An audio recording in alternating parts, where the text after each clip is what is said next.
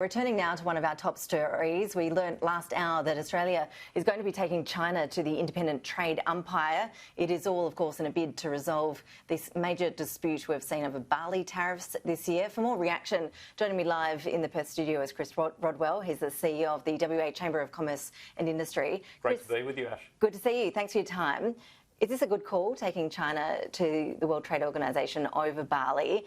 Realistically, is it going to actually make any difference to our exporters? Because the Trade Minister made it clear this whole process could take years, and in the interim, it is likely to aggravate China further. The important thing is that we recognise the relationship with China from a trade point of view is really important to Australia and to Western Australia. And we should be doing all we can to make sure that that trade relationship is strong. It's worked for us for 3 decades and it should continue to do so.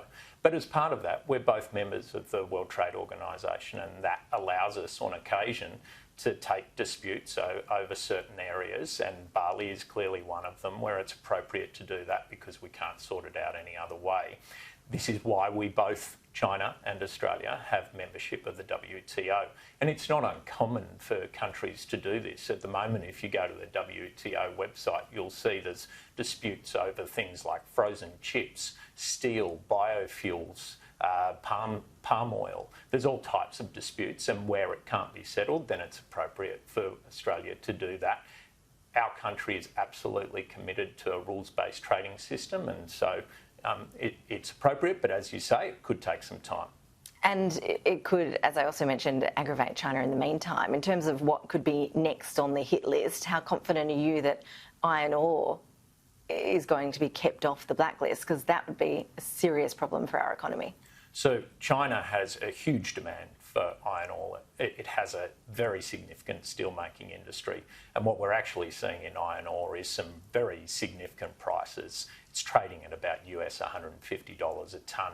So it would be unexpected that iron ore would become part of this play. We obviously saw coal, in particular thermal coal. There's some issues there, but iron ore, China needs a lot of iron ore, and we make plenty of it. And there's supply issues because Brazil is unable to sustain supply due to issues that they've confronted in relation to their mines, and particularly the pandemic.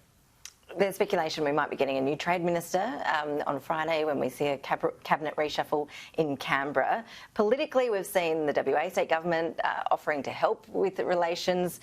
Is this something that is state versus federal? Do you think state government's a better place to have some of these negotiations? How do you rate the federal government's handling of all of this? I think it's really important that the federal government, the state government, and indeed the business community are aligned on this. The relationship is so important, and if we look at our last consumer confidence survey, it showed that about a third of Western Australians are concerned about the impact of the China relationship, in saying it has a negative impact on their consumer confidence. So there's no doubt that we need to do more to improve the relationship and ensure we have strong and flourishing trade, because what it delivers is prosperity for the people of Australia, but also the people of China. So that alignment across governments is going to be critical, and it's critical that as a business community, as individuals within the business community, and as a group, that we continue to engage with China and ensure that relationship is on strong footing. Just finally, on another matter, we've seen the news today that New South Wales has broken its run, a 2-week run, I think it was, without any community transmission of coronavirus. We've just seen the borders opened up from WA to New South Wales and most of the country now.